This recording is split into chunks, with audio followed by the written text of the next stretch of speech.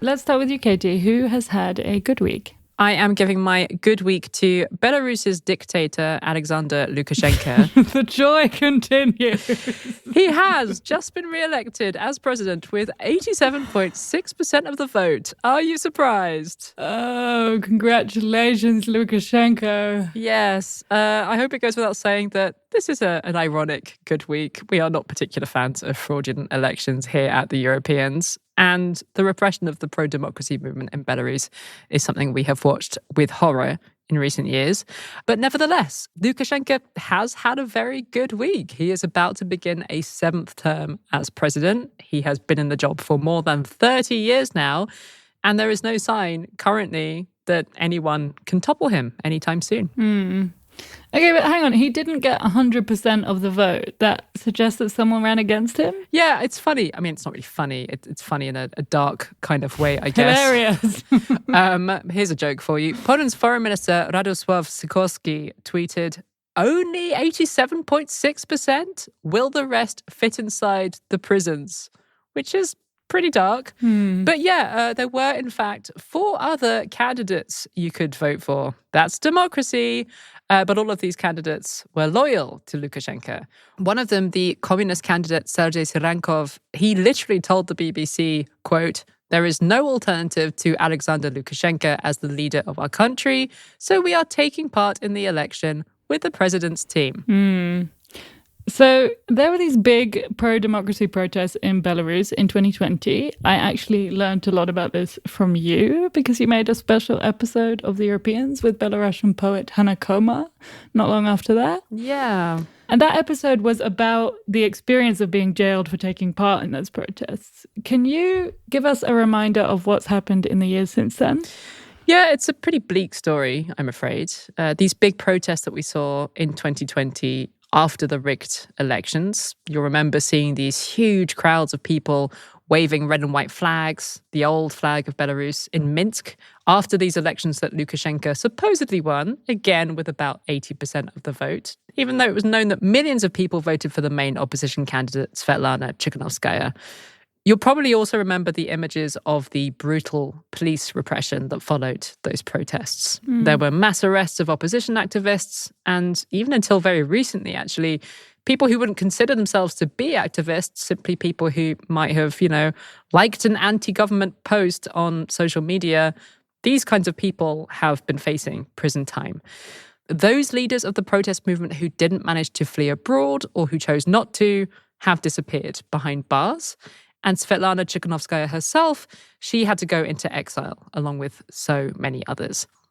Now, Russia played a very supporting role to Lukashenko's government during the protests and afterwards. You have to remember that this was the biggest crisis that Lukashenko had faced in nearly 3 decades of being in power, the closest he had ever come to being toppled. So he needed help, and Russia was there to offer it. The Russians helped to stage pro-regime demos. They helped a lot with online and media messaging to make it look like more people were pro-regime than you might think looking at the streets. And Putin also sent Lukashenko a bunch of money, certainly more than $1.5 billion, which was especially helpful when Western countries started sanctioning Belarus for the crackdown on the protests, leaving the Belarusian economy more isolated than ever. And then, of course, we all know how Lukashenko showed his gratitude to Putin for all of this help. February 2022 rolls around, Russia launches its full-scale invasion of Ukraine. And how does Putin do it? He does it via Belarus. And these days, some analysts studying the region see Belarus as really barely functioning these days as a properly independent country anymore. Lukashenko used to do that thing of trying to play Russia and the West off against each other to see if he could get something out of it. But it's been a long time since he used that strategy.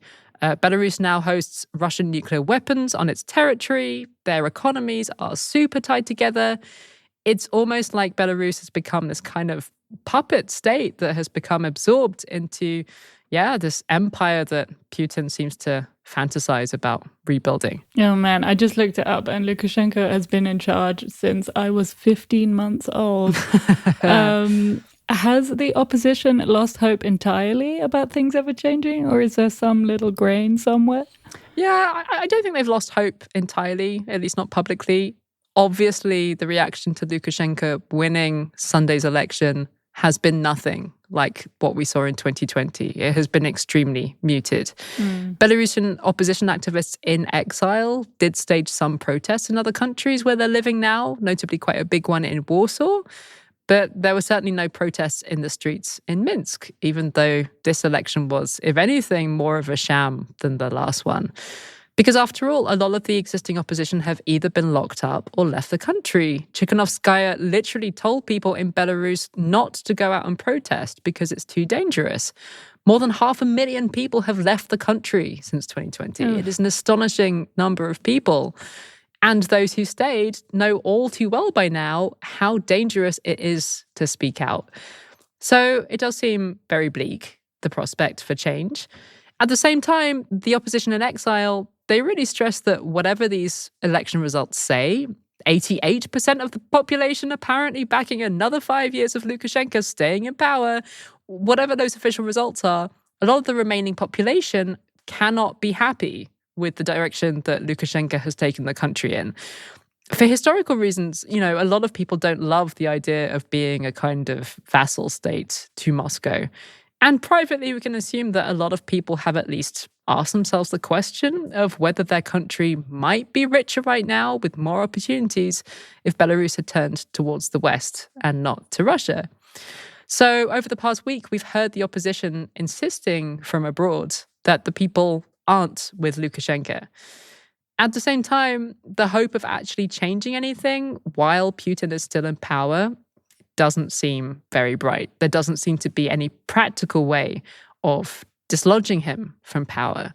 So that unfortunately is the extent of the hope right now, that there is this base level of hatred for Lukashenko and for what he has done to the country. But until Putin is out of power, there might not be anything that anyone can do about it.